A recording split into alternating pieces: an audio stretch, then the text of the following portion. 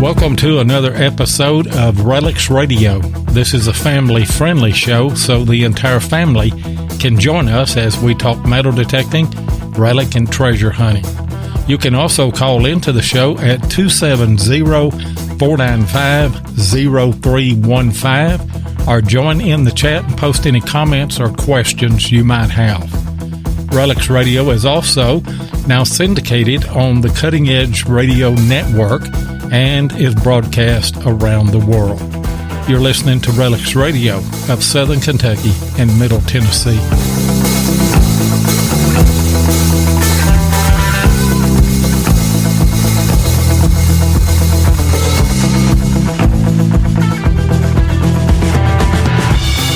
And you are listening to another episode of RELICS Radio. Want to welcome all of our live listeners here on Spreaker, and I see that the chat is filling up. Got a lot of good folks in there. Also want to welcome all of our listeners that are tuning in through the Cutting Edge Radio Network. Welcome to all of you guys and gals all over the world.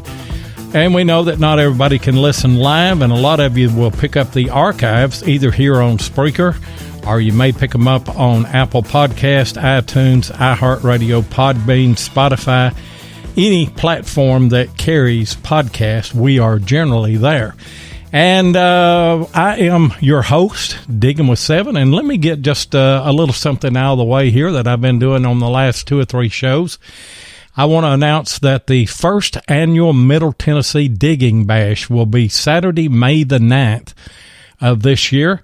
It is at Shelbyville, Tennessee. And they are taking applications for that hunt. They're going to take 100 participants at that hunt. And if you're interested in that, you can call Paul Klippa at 931-691-7598. But I tell you what, the easiest way to do it is go to the RELICS Radio Facebook group page, and there is a post there. And it has a link in the comments down below that has a PDF that you can actually just click on that, print it out. That will be your entry form.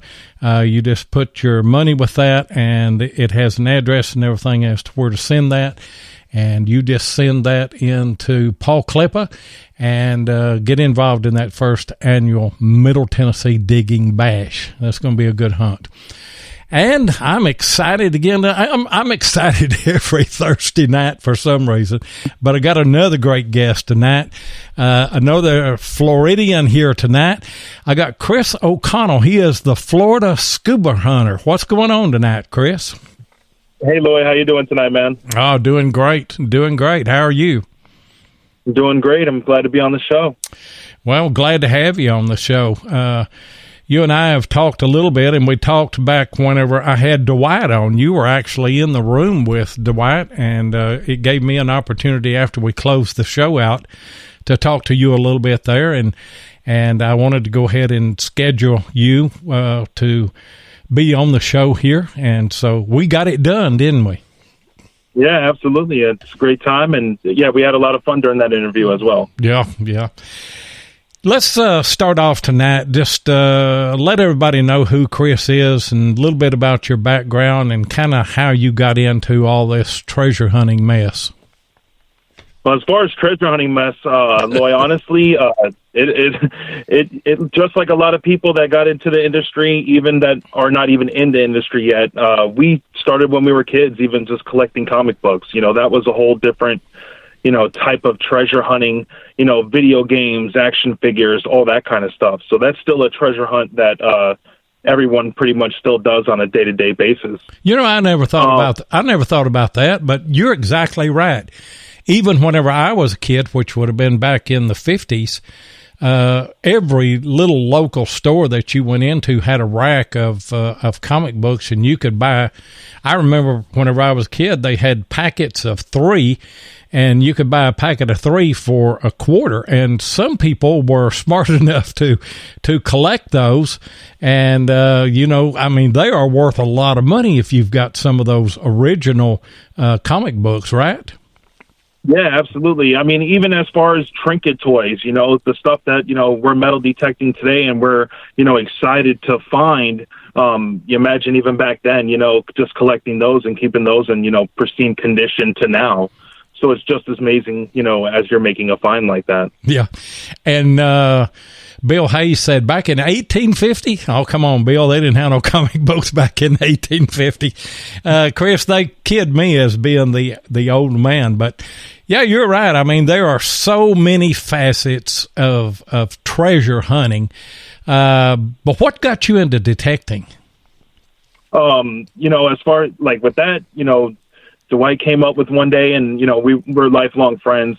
We were actually roommates at the time, and he was, hey, let's get into metal detecting. Do you know about the whole Treasure Coast? And then, of course, we're doing research on top of that.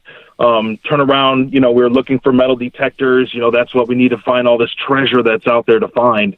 We're going about 13 years ago. And, of course, we look, the first thing we find, metal detectors, the world's largest store, Kellyco. We're finding all the social media, everything, great reviews, all that kind of stuff. Turned around and purchased, 2 metal detectors from there. And then we just hit up the beach pretty much every single night, walking miles and miles. I mean, sometimes even to the point where we have to take a taxi back to the car to find where we parked. Literally every single night we both work. When we get home from work, it'd be, okay, eat some food. Where are we going? In my 1985 Nissan, barely making it there half the time. We had a determination to get out there and find this treasure. So that's pretty much where it all started from. Now, what 2 detectors did you guys buy when you first started out? You remember? Yeah, he purchased, actually at the time, Kellyco was doing like a cool BOGO deal. And he purchased the Surf White's PI, pulse induction, beach and, underwater machine. Right. And then as far as that, I believe it was the Viper Trident, at the time we didn't know, we thought it was, absolutely the most advanced machine, where there was machines better than that. But as far as the BOGO, that's what we went for. Yeah. And, believe it or not, that those were the machines that started us. And that's, a lot of memories using, everything with those. Yeah. I remember the first time that I ever tried to detect in the ocean, and that's a different animal because of all of the salt and everything. Detectors have a hard time ground balancing in those situations, and where the PI machine is pretty well made for that. The water machines are pretty well made for that, But haven't we advanced so much over especially the last 10 years, in the type of machines that you can actually go from dry sand to wet sand to in the water with? Absolutely. And the main thing, it's not just I feel the technology that's changing, it's also the hobby. So, shout out to everybody who's keeping this hobby alive, definitely keeping it positive, because that's what's driving these manufacturers to develop that technology and make what we want, listen to our reviews, what we should use as users. It's a very good relationship that we're getting with these manufacturers. So the technology is changing so rapidly right now. Yeah, and I don't guess I really thought about that the way I should. But the more people that get in it and the more demands that we make on these manufacturers, the harder they're going to have to work to meet our needs. And, the final result of that is that we're just going to get better and better machines. They're going to be faster. They're going to be lighter. They're going to be more capable of doing things. And, that the head-to-head competition between these manufacturers is a great thing for all of us, because they're trying to give us the best machine that will work in, just about any situation that you put it in at the cheapest price.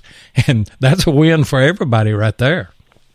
Absolutely. We want, of course, the lowest price, best technology, but we also, user as far as for me detecting wise, I also want user friendliness, but also the best performance. Yeah. And, there are so many machines out there now that, you've got some machines that take a lot of programming if that's what you like. And, I'm very computer savvy, and sometimes I like a machine where I can tinker with it quite a bit. But then there's times whenever I just want a machine where I can just turn it on, ground balance the thing, and go, and not really have to worry about it. And we've got everything. I mean, and the manufacturers that are not, they don't have their engineers burning the midnight oil will be left behind, because everybody is on their toes right now. Absolutely. And I just also want to shout out Nocta Macro, because they're actually really, we took on a sponsorship with them, and it's a really good relationship.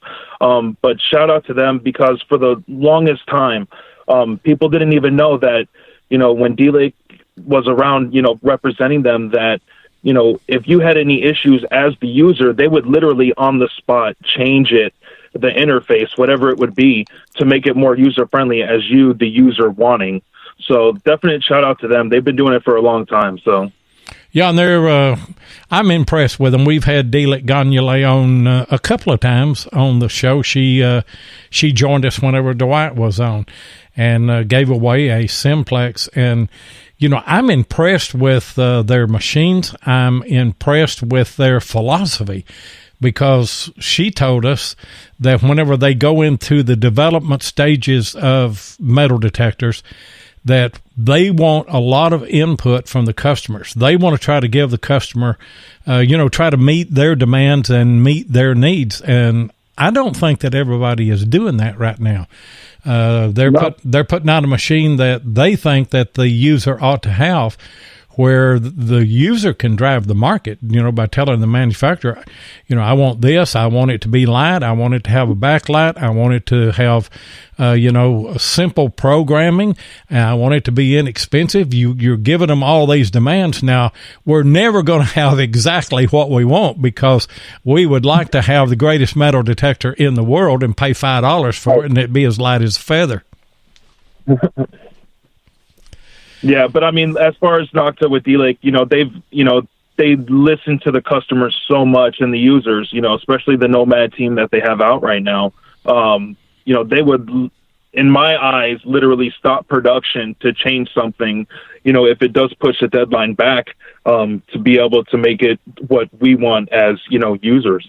Yeah, and now that you mentioned that, I remember D-Lake saying that the production on, I think it was the Simplex maybe, was pushed back just a little bit, because there were a few things whenever they had people out testing those.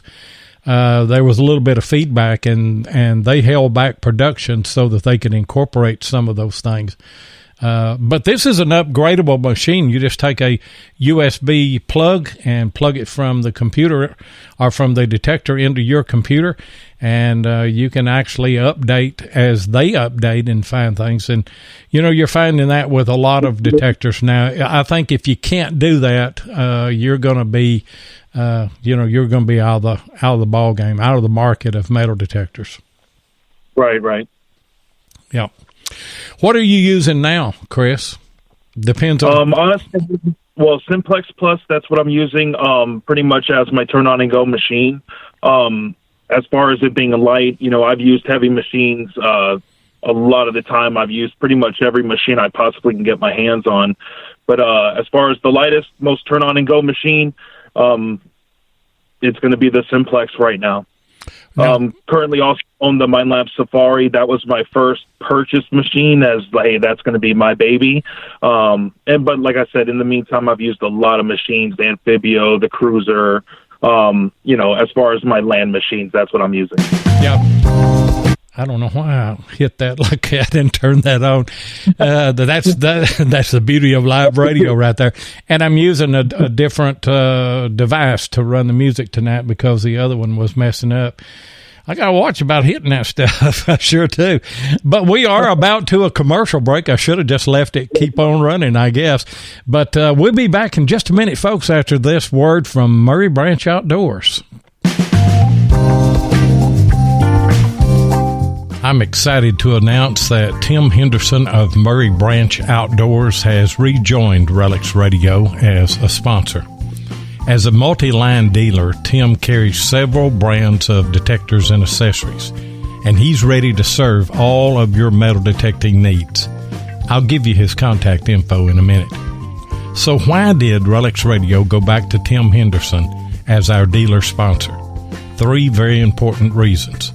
First, I often hunt with Tim, so I know firsthand that he uses what he sells, and he prides himself with great customer service and support.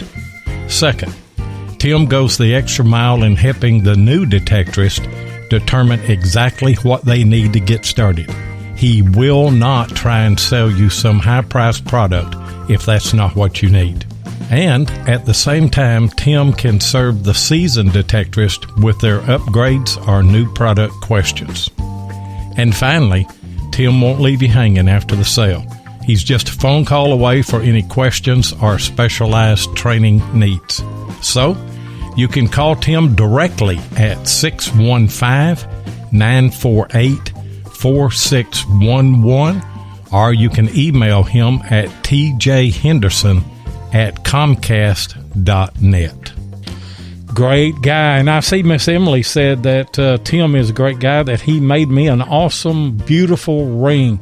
Tim he's got to be a master at making these silver coin rings. And he made one for Miss Emily. He made one.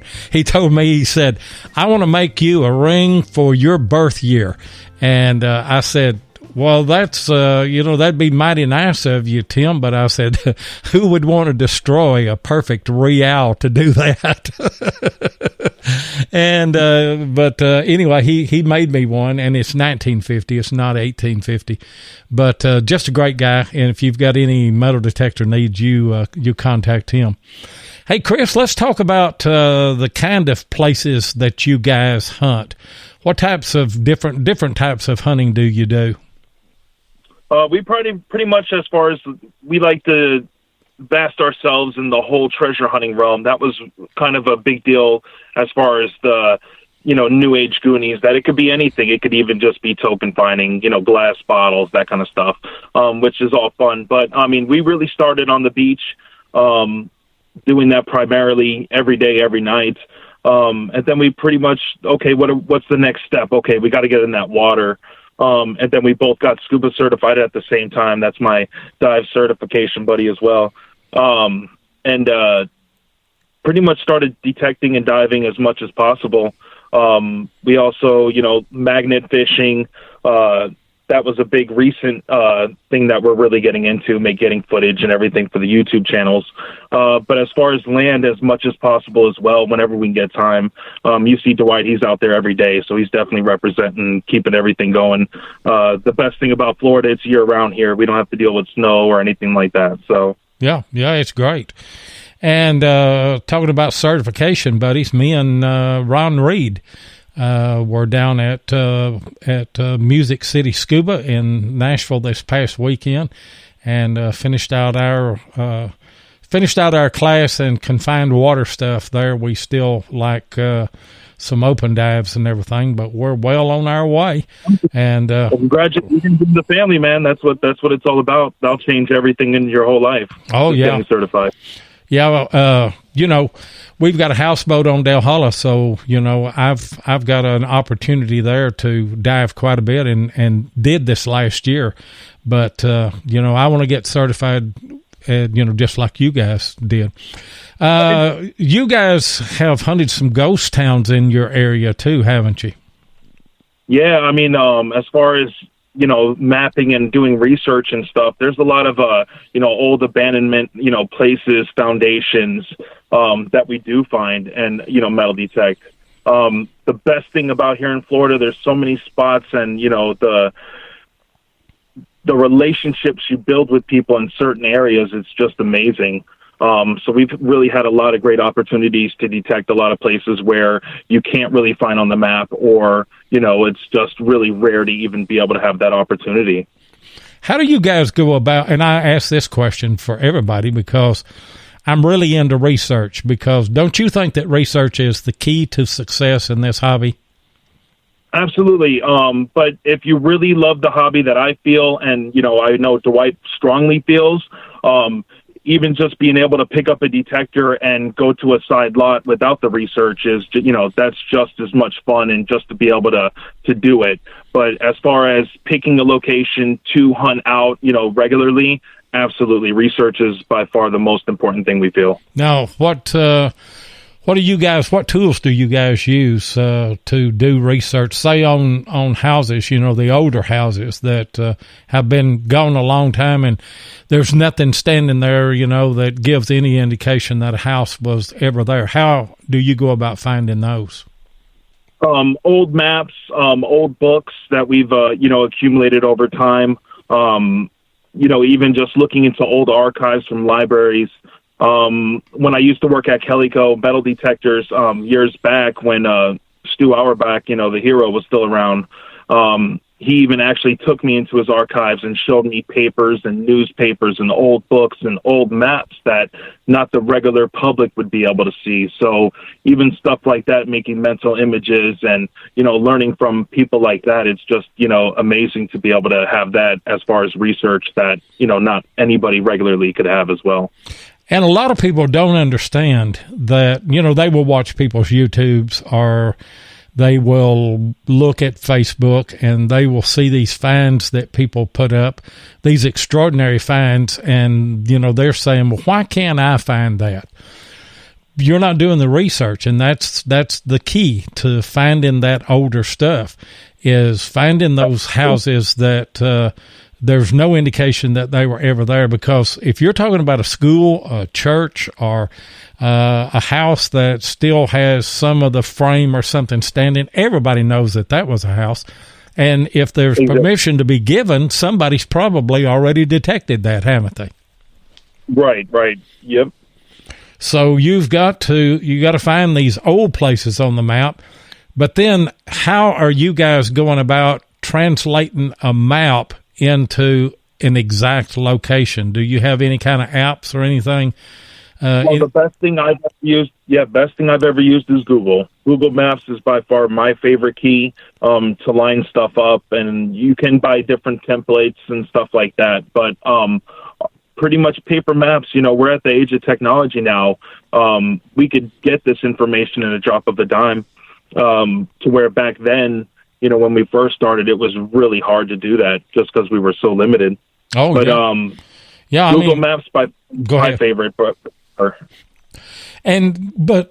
here's a problem that I have with Google Maps. Google Maps, if it's got a feature on there that whenever you go to a point, it will give you a GPS location. But for some reason, that GPS location is sometimes, now it's not all the time, but sometimes can be as much as a quarter of a mile off, because I found a site or two on a map and was getting, especially on the topographical maps of the USGS, they are the same way. You can get the GPS marker off of that, and then whenever you go to that GPS location, I wasn't finding the spots. I mean, I would hunt, and I said, well, it shows it right here, but it's not there. And so I thought, I'm going to check this. And so I went on to the topographical maps, got 2 or 3 of them all the way back to 1926 as far as they go in my county. And I just got the marker of the courthouse because the courthouse hadn't moved. And so I got the marker for it, and then I said, I'm just going to go and see if that lines up with the GPS. I was 1/8 of a mile away from the courthouse where it showed that it was. And, the one tool that I have found that is absolutely accurate every time is to take the topographical maps and move them into an app called MapReka, which was actually made for snow skiers. And hikers and things like that. But when you move that in there, it gives you 2 different maps. It gives you the old map, and this can be a hand-drawn map if it's fairly accurate. It gives you the old map, and it gives you the new, the new maps that will come up, and there's 4 or 5 of those that you can choose from. But if you can find 10 reference points around that map in the upper left corner, the right upper corner, the lower right corner, the lower left corner, and a few there in the middle. If you can get enough reference points, it will take you right to it. And I didn't know if you guys were using something like that or not. Yeah, I believe the White does. Yeah, I believe the White has all those apps to the point where we can pretty much, wherever we go, we're on it to the T. Yeah, well, that's good because, man, you can waste a lot of time. And I guess that's what you're talking about on ghost towns. You know, you think about ghost towns, you think about out west. What are you talking about when you talk about ghost towns in Florida? Vegetation, covered foundations, pretty much just abandoned, homes where there's really nothing left for, a few miles. Okay, yeah. Not hay bales and stuff like that, like you would see, right. Out west. Yeah. And, there's entire towns that have disappeared out west. A lot of them were with either gold prospecting or something like that, And as the mines ran out, the old mining towns especially, and as the mine played out, well, the community or the town would just kind of die. There wouldn't be anything left there, But you're talking about ghost towns, kind of like we are here, just the abandoned house sites and things. And I love those. I love them especially if you can get the pre-aluminum can and pool tab period. Right. Even if that's the case with the trash put up, I mean, you could obviously see on like the New Age Goonie pages, trash cans full of trash, aluminum cans. You got to get through that layer to find the good stuff. You can't just give up off of something like that. So if we're on a decent site, even if we're finding stuff old, we'll go through the 1,000 can layer to, be able to get the goodies. Yeah. And even a site that has iron, I mean, you've got to get that iron out because it will mask the signals, even if you've got a real fast, and, I'm using the Equinox with 6-inch coil, which does a phenomenal job of separating. But even then, I find that if I get rid of some of the iron, it does open up some other signals and things there. So, a lesson to newcomers, you got to get rid of that junk to get down to the good stuff, don't you, Chris? Yeah, you can't be discouraged just because if you're just finding trash right off, and that's the hardest part, about this is, you have to keep with it. If you're going strong and it's something you really want to do, you won't let anything stop you, even if it's a little bit of can slaw or something like that, Yeah. And, like I said, if you're a newcomer to the hobby, you just have to get the mindset, that I'm going to have to dig through a lot of trash because a gold ring sounds exactly like a pool tab. And absolutely. That's when you're first started getting into the hobby, and you don't have to spend $1,000 on a machine. You could spend $200, $300 on a very good machine that you can still discriminate certain targets out. That's the major part, especially with these new machines coming out like the Simplex for the price point, to where, even if you have a $2,000 machine, $2,500 machine, they're going to be digging trash too. They're hitting those, tones just like you are in a lower end machine. So you can't be discouraged. You just got to keep going. Yeah, and you're not going to find a machine that's just going to find the good stuff. I mean, it's not out there. They don't make it. Yep. When I was working in, in selling detectors, that was the number one call we'd always get. They want the one that would, just not find trash and just find everything perfect, and not yet. I can't wait. I don't think it's going to happen. If we're going to go that far, let's just get a machine. Now, I'm going to say this, but I don't really want it to happen. But get a machine that you just go out there and turn it on and push a button and raise the coil up, and all the good stuff just comes out of the ground. Now, what fun would that be? Yep. That wouldn't be a bit of fun. Well, What's the worst site that you remember you guys working, and why would you consider it the worst site? The worst site. We were doing like a wedding lake house area one time, and it was right next to obviously a lake. And I mean, we're on fire. We're finding a lot of artifacts and relics and everything. And then for me, I was always try and push that limit. I always try and go a little bit further that I can. So I actually went into like the muck of the lake, and I mean, I dug a hole for a deep target. I thought I was finding the pirate chest.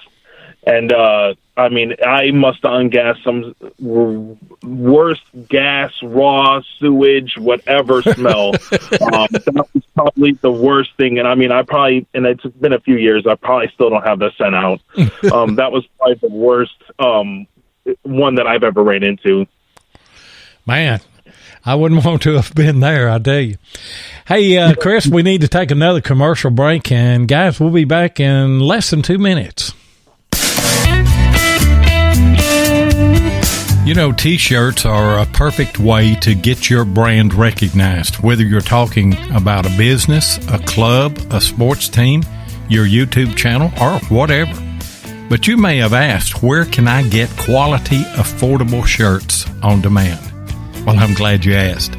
RELICS RADIO uses detectors.com for all of our T-shirts, long sleeve shirts, and hoodies. That's DETECTEES.com. Ken and Mark Guthrie make quality shirts that last, they ship quick, and best of all, they're affordable. So if you need customized apparel, then go to detectors.com and be sure and tell them that RELICS Radio sent you. And I tell you what, Ken and Mark Guthrie are two stand-up guys, and they really, really make a good product. They can make shirts for your club or for your brand, your YouTube channel. They can make the basketball team shirts for your kids or grandkids. They can custom make anything. But get in touch with them and get you a RELICS Radio T-shirt, a hoodie. It's still kind of cold here in Kentucky. And when it gets hot, they make those cooling towels as well. And so give them a call at or contact detectors.com and tell them that RELICS Radio sent you over there. Hey, Chris, I understand that I know that you guys are certified, but you guys have done some shipwreck diving, haven't you?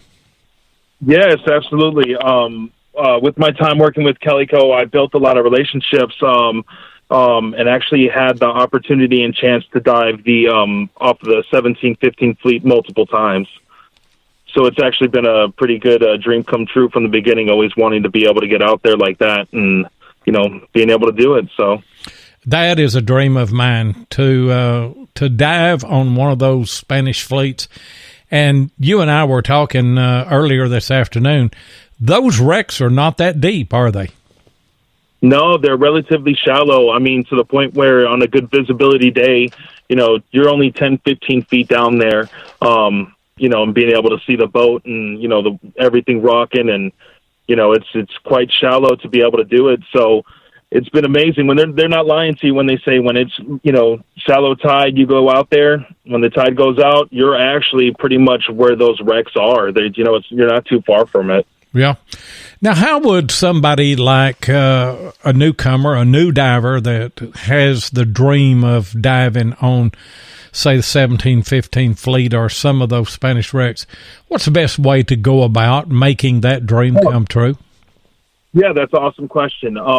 You know, back then when me and Dwight started, you know, there wasn't as much opportunity as there is today. You know, we bought a boat, you know, we turned around and, you know, we put everything in, you know, we were out there, we were ready to go. You know, and we didn't have the opportunity like we have now.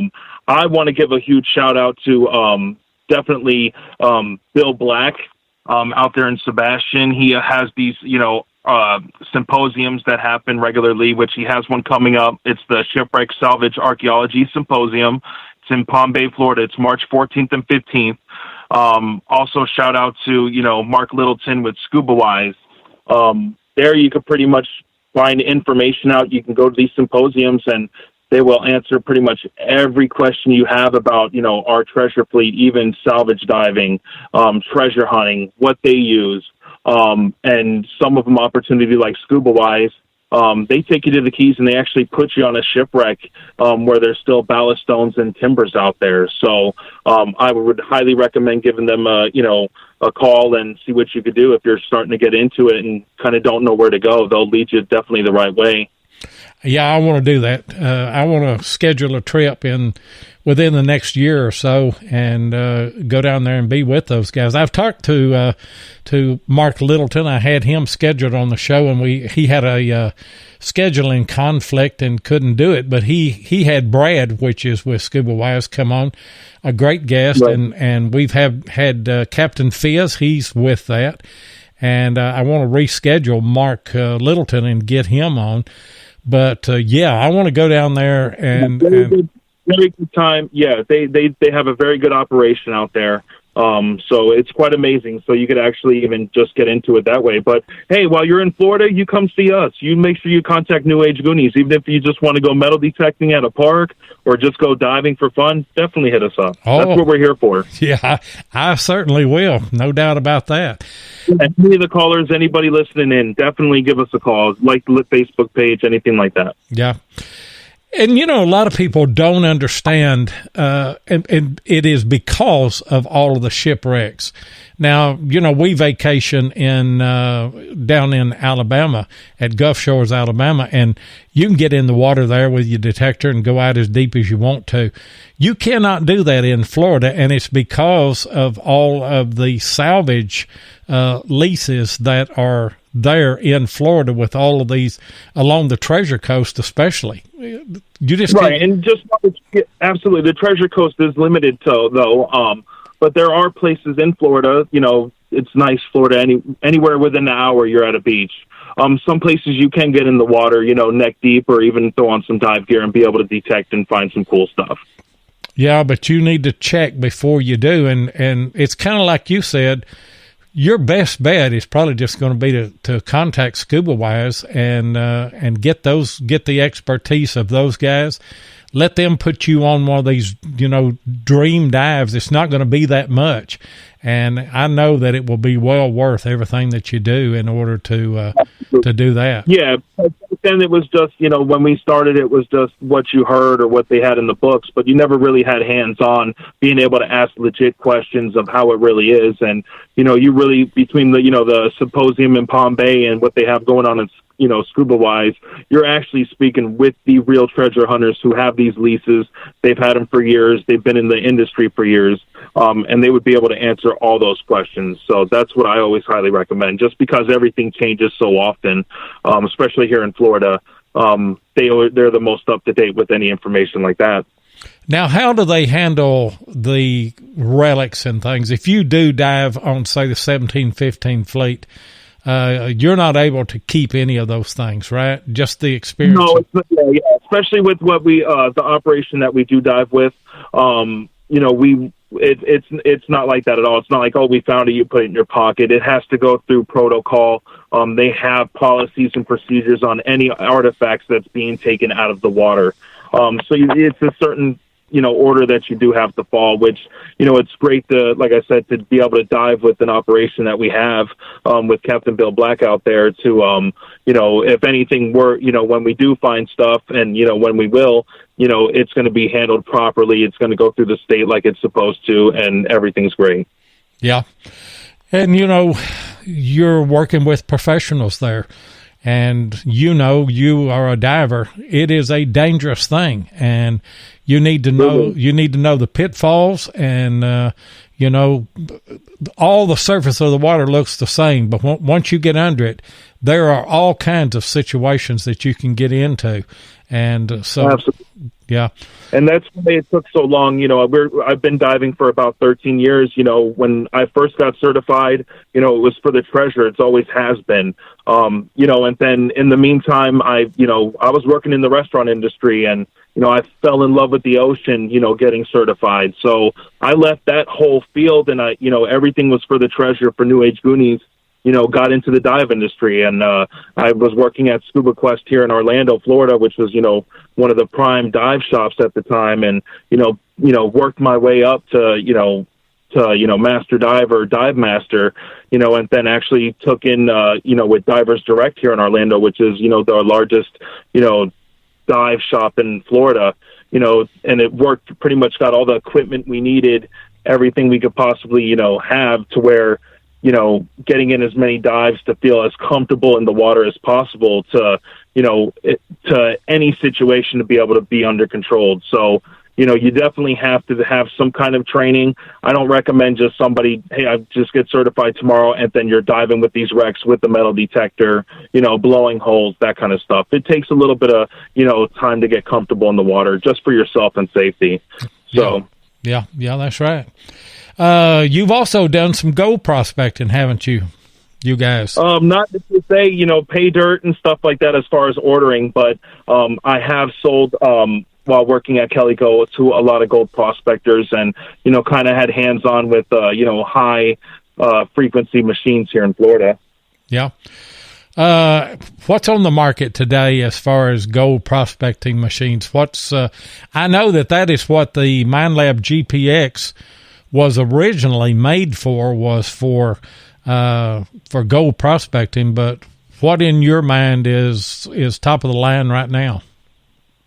Obviously, if you're looking at, really what's popular right now is the dredging. If you can get into a dredge, that's going to be the best way to get, into that pay dirt and stuff. But, as far as, high frequency machines, MineLab, they have a lot of high end. It's really expensive, even with the Gold Monster, to kind of get into it. To where, Nocta, they have, their high frequency gold machines, MineLab as well.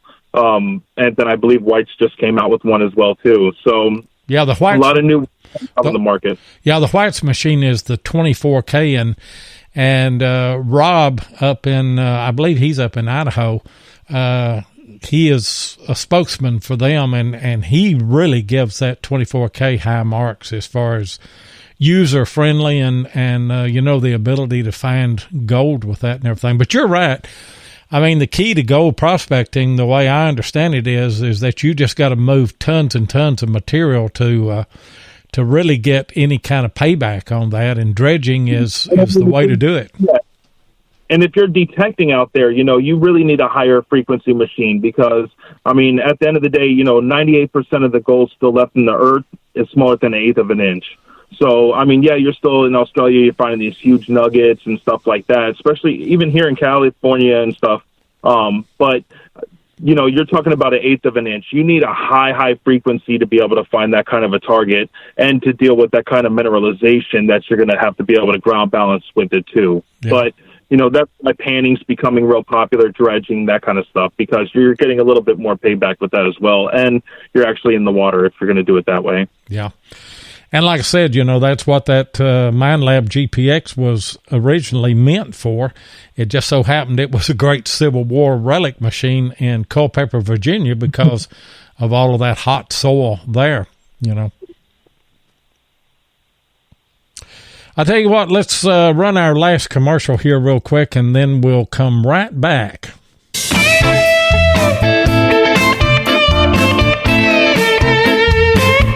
If you want to keep up with what's going on in the metal detecting world, then you need to be a subscriber to American Digger magazine. Butch and Anita Holcomb are the publishers of the magazine and have won awards for 3 straight years for being the best digger magazine on the market. American Digger magazine is available in both print and digital formats, so no matter where you live in the world, you can enjoy the latest happenings in the hobby. You can get in touch with American Digger magazine by going to americandigger.com or give them a call at 770-362-8671. And be sure and tell them that you heard it on RELICS Radio. And I am fortunate enough to also produce the American Digger magazine's Relic Roundup every Monday night with Butch Holcomb and Jeff Lubert. We come on at 9 o'clock on Monday, so right here on Spreaker. You don't have to go anywhere else, so be sure and catch us this next Monday night. What we're doing right now is we're highlighting the writers of whatever current issue of American Digger magazine is out. We will take those articles, and then we'll take the writer and have them on the show and interview them, and you get a little bit more in-depth in the things that that they're involved in. So come and check us out on American Digger's Relic Roundup. Chris, tell me about the New Age Goonies. How did that all come about? New Age Goonies started with just a dream. Dwight came out one time and just said, "Hey, we need to go metal detecting. Let's go treasure hunting." And, we were kind of figuring out, okay, this is how we're going to really get into it deep. We need to make it, not just a brand at that time, but in our mindset, kind of a dynasty. Came up with the New Age Goonies, and never looked back since. We're still going, 13 years strong. We've come a long way, and it's definitely paying off, even recently more than past then. But every day we're learning, and that's always, working our way up. So. And you guys are involved in a lot more than just a group of detectorists going out and detecting, right? Oh, absolutely. We pretty much put our all in this. We also work with schools and, YMCAs, and, we're just trying to find the most positiveness of, metal detecting or treasure hunting all around. We try to show, has much fun in, bottle collecting and, marble collecting and, stuff like that, to where it's a vast array of just treasure. Everything's a treasure to us. So we try and put it out as much as possible and, let everyone know wherever we go that that's what we do. And what else do you guys do with, with the community, helping out the community and what have you? We've helped, finding lost jewelry.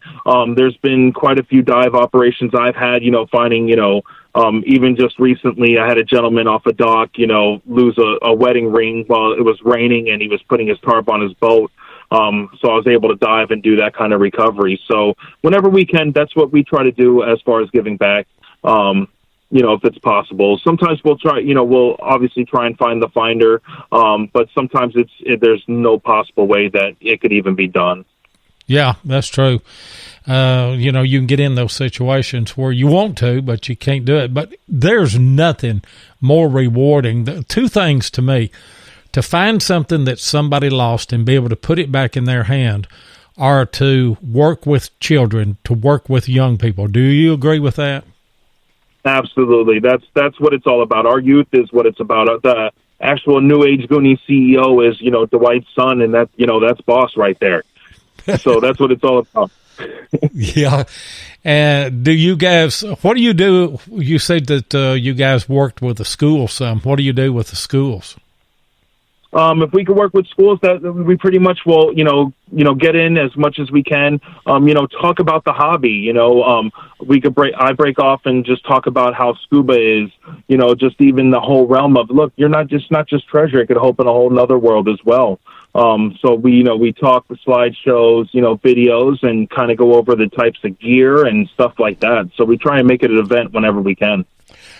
And yourself, if you've done very much of it, and I'm fortunate here. I live in a small county, and everybody knows what I do, and they have given me an open door to every school here to go in and talk about the Civil War activity that was in our town here. There was actually a battle in our town, and actually part of that battle is on one of the school grounds, on the playground, part of it. And I go in there and talk with them. And you know how boring that history can be to young people a lot of times. But what I do is I take some relics, especially some bullets. And when they hold those bullets in their hand, you just see their eyes light up. And then whenever you tell them, you show them a chart and you say, part of this battle was right there on the schoolyard, right out there by the swings. These people were fighting, and their eyes just light up, and, you make history real. Right. Absolutely. You had any funny experience? I was thinking, I'll open up I'll have a group of kids, and I was at an elementary school one day, and I'd gone through my presentation and everything, had it all on PowerPoint, and went through the presentation and talked and asked a few questions as we were going along. And then when I got to the end of the presentation, I said, any other questions? And some of them were asking real legitimate questions, in-depth questions about things. And this one kid, he held his hand up, and I said, yeah, what's your question? And he said, were you in the Civil War? You ever had any funny situations that have come up like that at schools or working with? That's hilarious, but nothing as far as that. I mean, we just, it's just, like you said, there's nothing better than, a kid's face lighting up that, hey, this is possible. Like, I could literally do this. I want this for Christmas.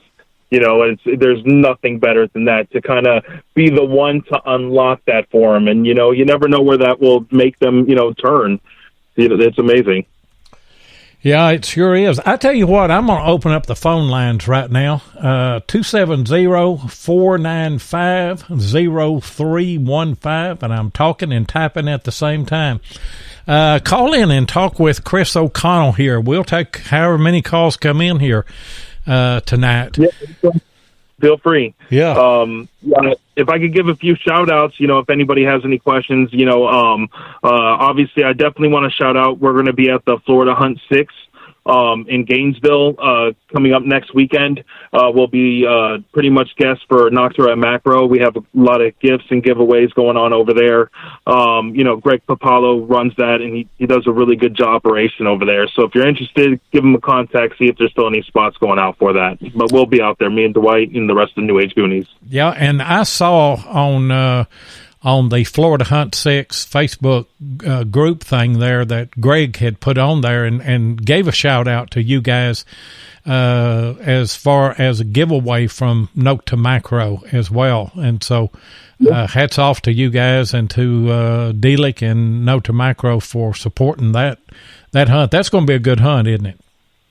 Yeah, absolutely. Yeah, we're definitely going to get into more of these big hunts like this coming up, just even for social media aspect of it. But yeah, you'll see us a lot out there. Definitely look for us. We always have a different shirt every time we go out there. So you can find us, definitely give us a shout out for sure. And I was reaching over here to get a flyer. I want you guys to keep something in mind. The 3rd annual Chattanooga Civil War show and artifact show and sale is this year going to be July the 25th and 26th. That's on a Saturday and Sunday, and it's in Chattanooga, Tennessee. I wish that you guys would get with Delic and Note to Macro and get her to send you guys up there and have a booth and what have you for that show. Love to spend some time with you there. Absolutely, man. I can't wait to meet you finally. Go out and do some hunting. Yeah. Unless I come down there to Florida first, but come on, let's go do some diving, man. We'll do your open water dives out here. Hey guys, give us a call tonight, 270-495-0315. Dwight, I know I saw you in the chat there a while ago, and Chris supported you, so you need to call in here tonight. Let them know. But definitely, I'll just keep shouting out as we're going, I guess. Definitely shout out to Little Dirt Digger. Big fan of her. If you could follow her on Facebook, Instagram, anything like that, definitely any social media, definitely give her a follow. Definitely young one in the community that's just having amazing finds and is nothing but positivity, for this hobby. And, we've grown and built a long loving relationship, with the family, the Copelands. So definitely follow her, give her a shout out. Yeah. She's one of my favorite people. And right on cue, Dwight is on the line. What's going on tonight, Dwight? All righty. What's going on, everybody? Dwight. Listen, I called Dwight. Lloyd, I called Dwight the most electrifying man in metal detecting entertainment. There's no doubt about that. He's upbeat every time I hear him or see him on Facebook or anything. Oh, yes. I just wanted to say, Chris, you did an amazing job, brother. You just nailed it, buddy. So, great show today. And, again, like you said, we're going to be at the Florida Hunt 6. And come and check us out. We got a lot of goodies to give away. That's just great, I tell you. And you guys are having a real good experience working with Note to Macro, aren't you, Dwight? Yes. Delic is amazing. She's, like Chris was saying, we speak to her. We're hands-on with a lot of things, and a lot of great things are coming out of it. Just for the community as well, just for all us metal detectors, because, they're bringing out some really awesome products, which I just can't talk about, but they definitely are bringing some amazing things to the table. And, you know, the team that they built, the Nomads, we're going to be traveling a lot. Chris knows we're going to be rocking and rolling to different, you know, events that are going on. And it's just for the love of metal detecting and just rocking and rolling. So we're excited, super excited. Yeah. And, you know, there's something that I've noticed, and you'll agree with me with this, I know. But when you look at D-Lick, she's just a bundle of energy and really positive and just right out there, you know, just getting with it. She's like the Energizer Bunny. And then you look at you, and you're the same way. And then you look at Darnell Williams, he's the same way. Y'all have got an electric group, there's no doubt. Yeah, I think that's what it's about. I think if you just bring the happiness to metal detecting and just bring the pure form of just loving history, that's what brings it to the table. And I think that's what we all have, is a love for history, and we get to use amazing products. I mean, being a Nomad does have, you know, some good things that come with it. We get to test out a lot of great things. And with all these new machines and all that, all we can do is smile, because now when we go to these old spots, not only are they coming back to life, but we're getting to some serious history now. Like we're hitting some targets. We're finding largies like we couldn't find before. We're finding a lot of great things. So, you know, kudos to all that's happening. And you've had quite a bit of hands-on experience, I'm sure, with the Simplex. Give us, either one of you, I'd like for both of you to kind of talk about it, but Dwight, you can start it out. Give me your impressions of the Simplex. It's the name itself. It's very simple to use.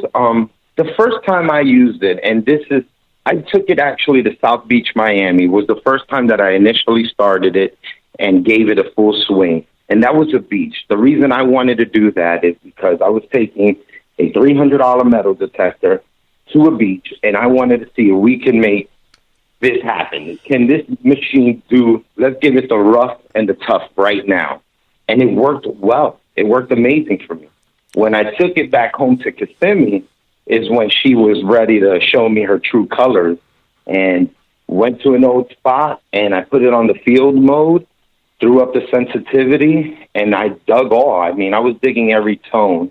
And some people will tell you this about the Simplex. That's an amazing thing about the Simplex.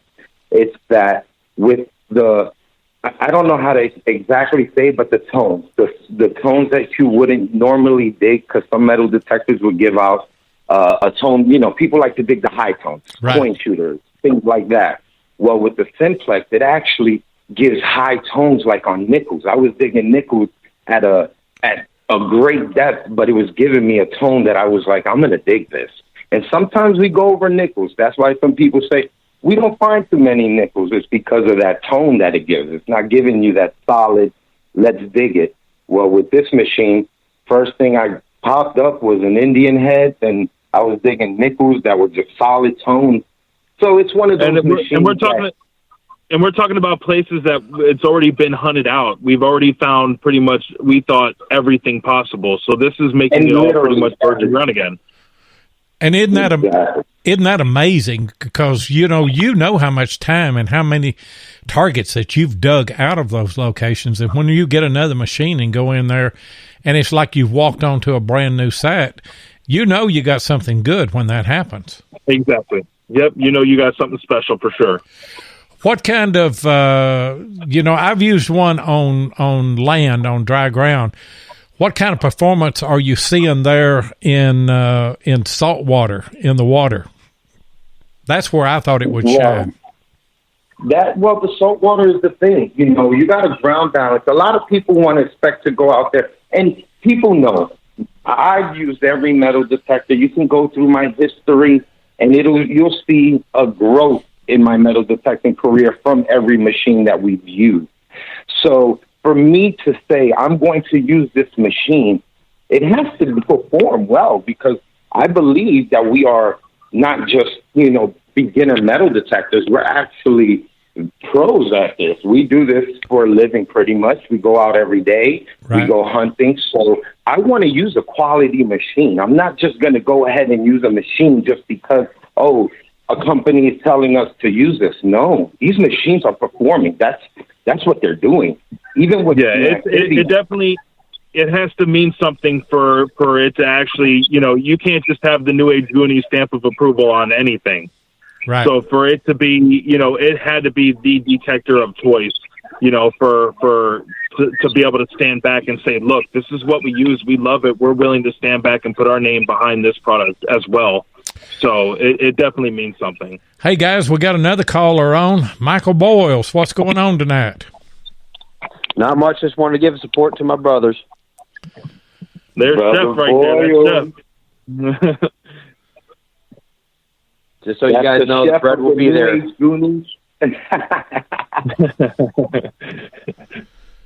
See, we all go back. It's been a lifelong dream, and it's amazing the people you meet in this community, and we all become family. We all have kids, we all have families. They're all a part of it.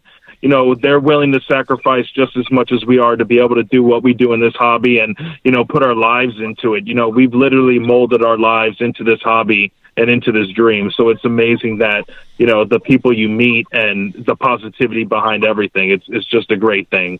It's really rare in hobbies to find stuff like that. There's a lot of hate and, bad stuff, but it's nice, in a hobby, you could be positive and meet a lot of people. Yeah. It unlocks a lot of opportunity in life. Yeah, it does. Hey, Michael, what's it like to have the opportunity to hunt with guys like Chris and Dwayne? Oh, it's a blast. Every single time we get together, even if we don't find anything, just the camaraderie, like Chris was saying, that we have, we can make fun of each other. Or typically, I'm the one that makes a fool out of myself. Loy, I got a saying. It's not about the fines; it's about the times. That's right. There you go. That's right. There you go. And Michael J. Boyles, that's our brother, man. I remember Michael when Michael's actually one of our first guys to contact us ever, and I mean that. Let's put it in signing right now. Michael J. Boyles contacted me actually. One day we had a conversation and me and him were talking. I don't know. We just met through Facebook or whatever, and we just connected. And, I thanked him for his service because Michael, military man. And just from that moment on, it was a brothership, a friendship. I mean, we've traveled to different places. We've been to different areas as a family, as a group. And, that's just one of our brothers for life. And especially, we have a group of guys, but Mr. Michael Boyles, I remember when even when he did his first show on a show, he's like, dude, I'm going to wear your shirt. And I'm like, who are we? We have shirts. Yes, we did have them. I have a great amount of friends that wanted T-shirts, but it just felt like it signed the deal just to say, you know what, brother, we got this. This is something we're going to build this family, and we're going to rock and roll and find history to Florida and make it fun. And that's what we're doing. Yeah, it sounds like we got New Age Goonies in all countries. All countries, there's a New Age Goonie. You'll see someone, you travel anywhere with the New Age Goonie shirt, I promise. So you guys are going to make me an honorary member of New Age Goonies then, right? Yeah, definitely. So you're in Kentucky now too. So that's something on your resume, I guess. How many of you guys are right there in the core group? I mean, the guys that hunt together on a regular basis. How many of you are there? I would say there's about 10 of us all together, a solid 10. But when we say solid 10, I mean, that's the solid 10 that you can make the phone call and it could be rain, dust, sunshine, whatever. You know they're going to be there. But then when we go out gradually, there's hundreds of us, man. We could post right now that we're going to do something and somebody's going to contact. But our core members, there's 10 of us. There's a solid 10 that I could say. Yeah. And how often do you guys get together and hunt? You do it on a weekly basis, don't you? Yeah. Well, this new year, I actually been doing a lot of more. We're figuring out a couple of things that we got going on, especially with the news from Knock the Macro and different avenues that we're going to be going. So it's been a little bit quiet lately. But me and my guys were just talking. I was just talking to Billy literally probably like 3-4 hours ago. We were on the phone for an hour just getting back into play on what's going to happen, Florida Hunt 6. And then after, we have a couple of permissions out in some areas that are like 10 acres farmland. And this is in Florida, rare to find. And we got a couple of those permissions that we're working on right now. So when we get together, I wanted to make sure that we do it like fresh land, fresh stuff, instead of all of us meeting up and going back to the same areas. Yeah, just to see what you can find, in a brand new area. And that's always, it's refreshing when you go to a new spot. We have a problem, and I guess that you guys are just like me. We find these good spots that have really, really produced for us, and we hate to leave them. We just keep going back, and every time we get another machine, we go back again. But, it's refreshing when you find a brand new spot. Oh, yeah, definitely. Yeah, it is. Gentlemen, I just wanted to let you guys know I have to go, and I just don't want to drop off the phone like that. Okay. Thank you guys for tuning on in for my brother, Florida Scuba Hunter. That's a big part of New Age Goonies. He is actually the second half of New Age Goonies. He was there from the jump, so I'm so happy that he was able to let you guys know on how it all started, where he's at, because my man is a master diver, and that's a big deal in the community that we're trying to get to and where we're at. So he's just going to keep on going forward, and hopefully he'll get his instructor's license, and then we'll be able to certify some NAG members whenever they come into town. That's right. Hey, Dwight, thanks for the call, and best of luck, brother. All right, you guys have a wonderful evening. Talk to you guys later. Okay. Good night. All right, brother. Good night. Hey, Michael, we don't get to talk all that much, but what kind of machine are you using now? Well, I bounce back between the Max and the Knox 800. I've used Dwight let me use the Simplex on one of our hunts, and I'm actually shocked with the machine itself. Going from a Max and the 800 to the Simplex, it's speechless. I mean, when you put it in your hands, it's just a little getting used to, because, like you said, the tones are a little bit different. But yeah, turn on and go. What are you finding about the depths? That's what a lot of people were worried about. You're talking about an inexpensive machine. There's no doubt about it. I mean, you can get it without the price point. Go ahead. Yeah. I mean, go ahead, Chris. The price point. The price point's definitely where it's at. You can get I break down machines kind of in 3 levels. You have your introductory level, you have your intermediate, and then you have your professional. So you can get a very decent intermediate metal detector for an introductory metal detector price. So you're definitely, and that wasn't the biggest question is, okay, what kind of depth am I going to see out of it? Of course, it's going to depend on the mineralization, the size of the target, and the way the target's lying. We could say all day in, Florida's soft sand, you're going to have the best conditions compared to, you go to Nevada, you go to California, you go to Hawaii, the mineralization is different. So you're not going to get that kind of depth, even if you can get that sensitivity high enough. Yeah, but that's with any machine that you use. You're going to have the same problem. Absolutely. Yeah.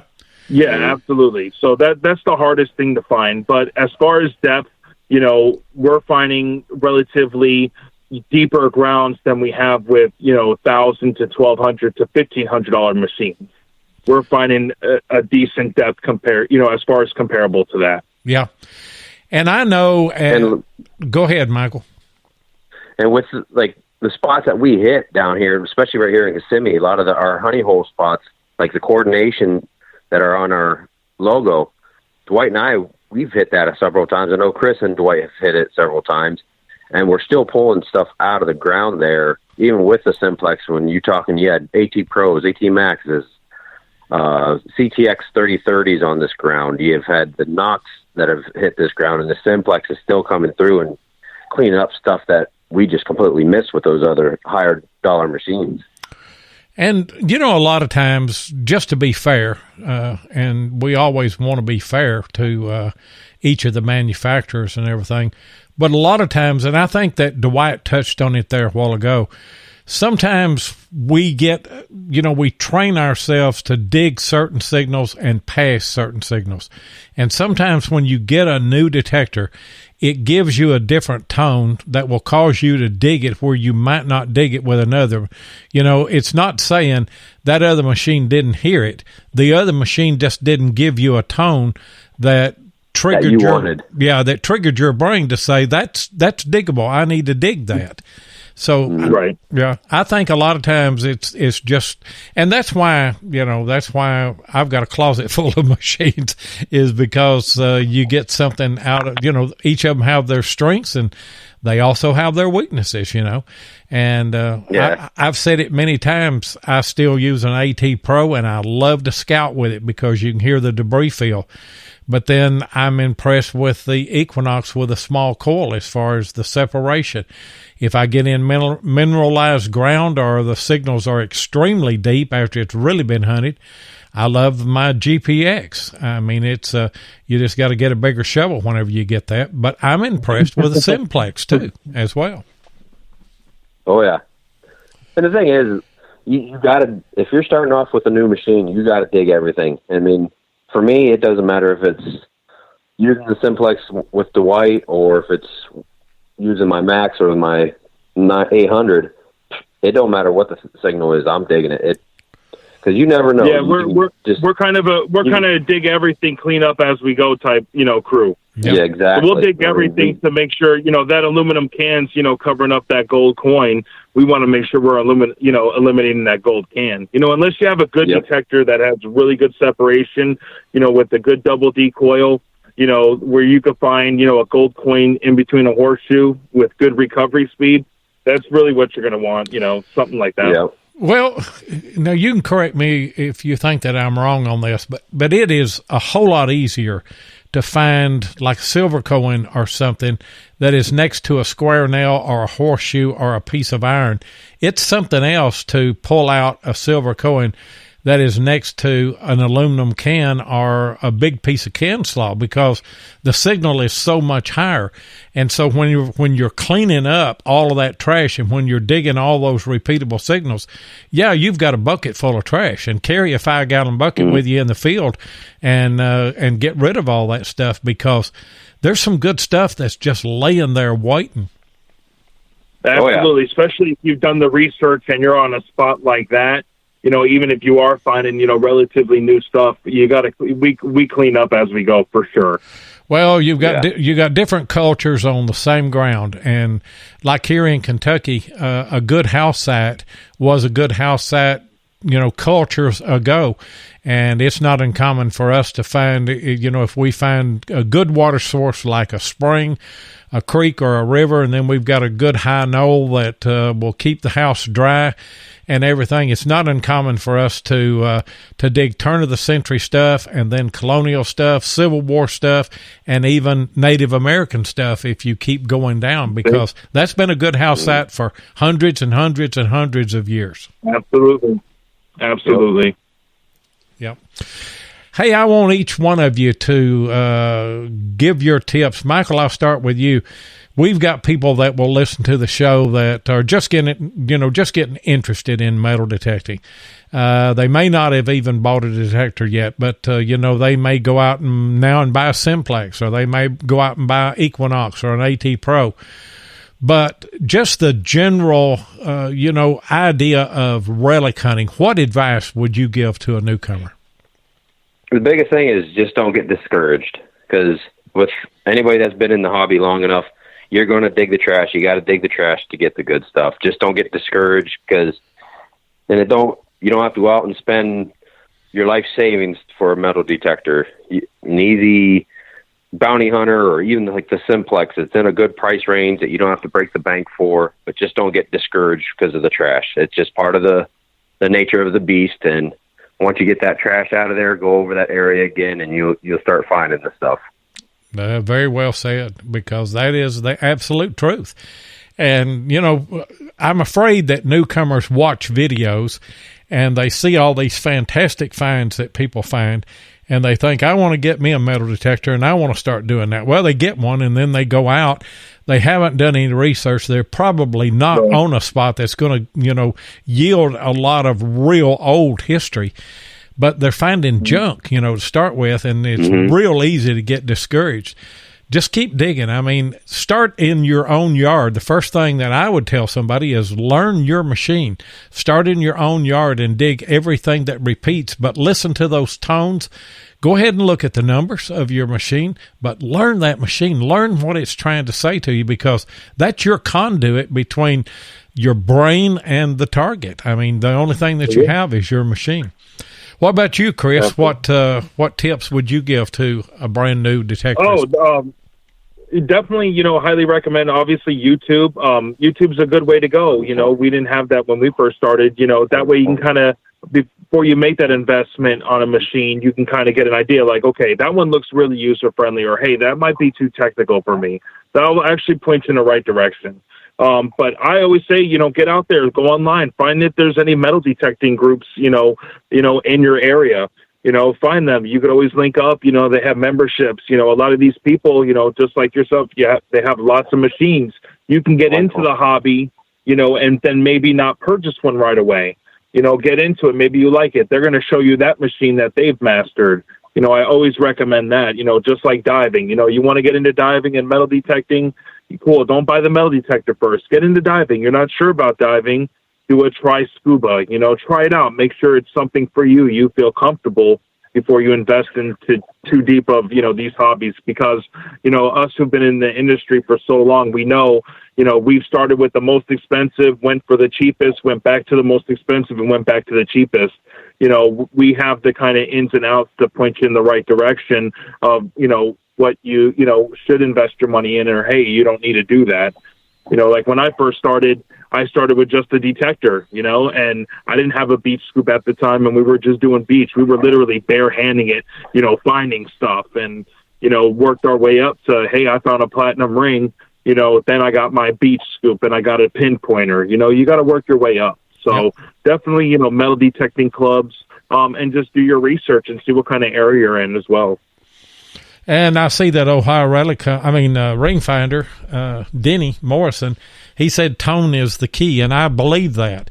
And old guys like us that started, there were no VDI, there were no screens. I mean, you just had a big Exactly. It was you barely had discrimination at the time. You just had your tones, and you trained your ears on what you're finding, to where if it's a pull tab or not just by the tone. Yeah, I had an old white that it had a concentric coil, which I guess is equivalent to the mono coils now. But that's all I had. But you'd be surprised that the analog machine, you had the nuances in the tones, and I got to where that I could tell, if I had copper, if I had silver, if I had lead, just like you can with your numbers, but you were listening for the tones. That's all you had to do was listen for the tones. Right. And now we're so spoiled with the screen on discrimination and seeing what it is before we pick it up. Learning the tones, a lot of people think it's a second thing that would come in. Right. And I know I've said this before, and if anybody listens to the show, you've heard this a dozen times from me, but it's worth repeating, especially for the newcomer, because on an AT Pro, a Spanish Real ought to ring up in the high 70s or low 80s. Most of mine will ring up around 81 or 82. And I had a repeatable signal that was in a bunch of square nails. It was a real trashy area. And I was getting just a bit of a higher tone above those nails. And I glanced down at the screen on the AT Pro, and the most I could get out of that was a 35. And I thought that's a cuff flat button is what I thought that it was. I dug down. It was a cut piece of Spanish silver, and just rang up 35 because, all the nails and everything were masking that tone. Now, when I got it out there on the ground all by itself, it was ringing up an 81. But in the ground, it was a 35. And so if you're going by the tones, you would have never dug that piece of Spanish silver. Absolutely. Right. Yep. I tell you what, you've been a great guest here tonight, Chris. Yeah, Loy, I had an amazing time. I appreciated it. It's been fun. I'm actually reading the comments as we've been talking, and support. I appreciate it, guys. It's been a fun show. I can't wait to do more. Did you see anything there? Any questions that were asked that you wanted to deal with or answer or anything? I know that somebody. No. I saw somebody had asked if the Florida Hunt 6 was a seated hunt, and it is a seated hunt. I do not believe so. I do not believe so. From what I read, it's all pretty much, I believe, just permission to untouched ground. Okay. I would say definitely go to the Florida Hunt 6 page. Like it if you can. Contact Greg Papalo. He'll give you all the details on where it is, how it is, how much it is, all that stuff. Definitely give him a contact. Like I said, he runs a great operation with these hunts. This will be another one we were going to. So definitely worth it. So yeah, give him a contact. They'll give you all the details. And Scott is on, and he says it's a natural hunt, and Dwight does too. I got that mixed up. The first annual Middle Tennessee Digging Bash, that's a seated hunt, and that's the question that somebody was asking. My bad. But I'm okay. No, it's all good because we do have seated hunts here as well. So and New Age Goonies, we're kind of working on maybe a hunt we've been talking about. It's been in the realm. We can't go into too much detail, but be on the lookout for that. Great things this year. Yeah. And tell everybody how they can get in touch with you. I've got your YouTube, and I've got your Facebook, and then I got the New Age Goonies. I've got all those links on, but you go ahead and tell everybody that's listening. Yeah, definitely follow me on YouTube, Instagram, and Facebook, Florida Scuba Hunter. YouTube videos out there. Give them a like, give them a follow. We're Florida Scuba Hunter is directly under New Age Goonies, so definitely give us a follow. New Age Goonies Adventures, family side as well. Every support, anything you guys need, definitely give us a call. If you have any questions on scuba diving or metal detecting, feel free, give me a contact, whether it's metal detectors or diving gear, anything like that. I'm working on a project right now. If you're starting to get into scuba diving or thinking about it, you're going to want to watch this video. So I'm just working on the editing parts of it now, but it should be up relatively soon. So I think that's going to be a pretty good hit. So definitely give me a follow. Yeah, I'm looking forward to watching that video, and sure am. But I've been in the industry for a very long time, so I'm going to cut all the pieces. Any questions, it's just like if I'm selling you your gear, I'm going to get you what you need, and that way you go into dive shops or into the metal detecting industry without, crazy questions. I'll get you in there. Yeah. And, I think everybody is, I look at everybody as being honest, and I know that they're not. I know that there are people that would sell you anything just to make money.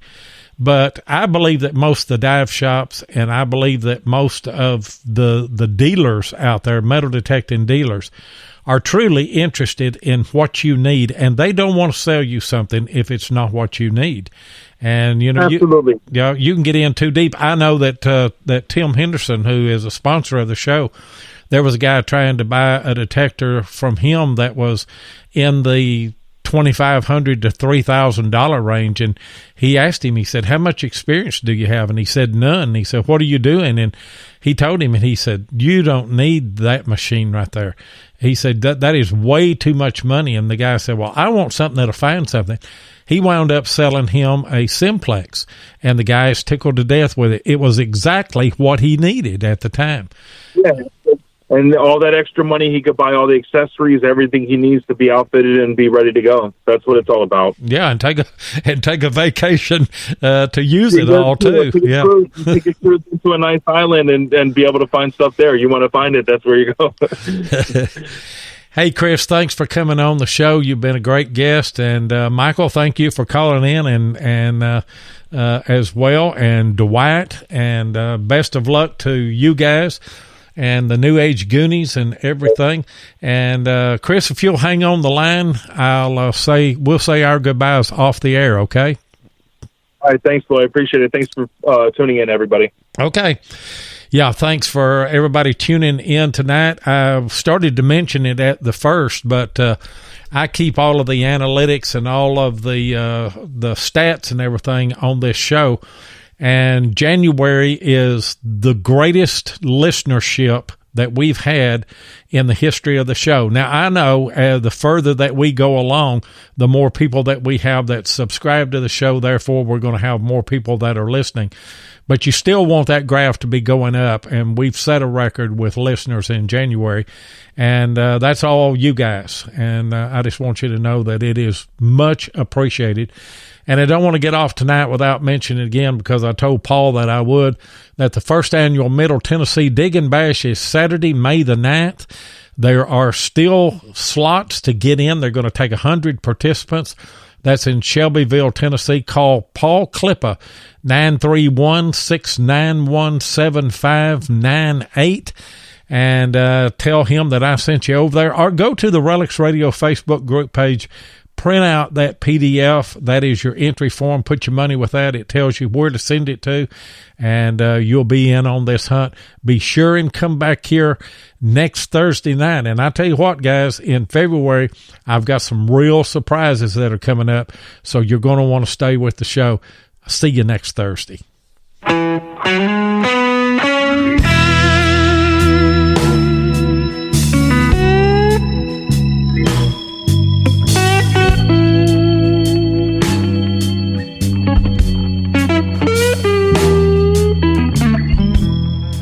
Thank you so much for joining us tonight on Relics Radio. We really do appreciate it. Be sure and join us live every Thursday night at 8 o'clock Eastern here on Spreaker, or you can catch the archive show at Relics Radio on Spreaker, iHeartRadio, iTunes, and many other podcast outlets. Relics Radio is also syndicated on the Cutting Edge Radio Network and is broadcast around the world. Please take a minute and hit the like button, and be sure and follow us so you'll get notifications of all of our upcoming broadcasts. You can also find us on YouTube at Digging with 7 or Tennessee Jeff, or you can check us out on our Relics Radio Facebook group page or Adventures in History on Facebook. If you'd like to get in touch with us, then send an email to relicsradio@outlook.com. We'd love to hear from you.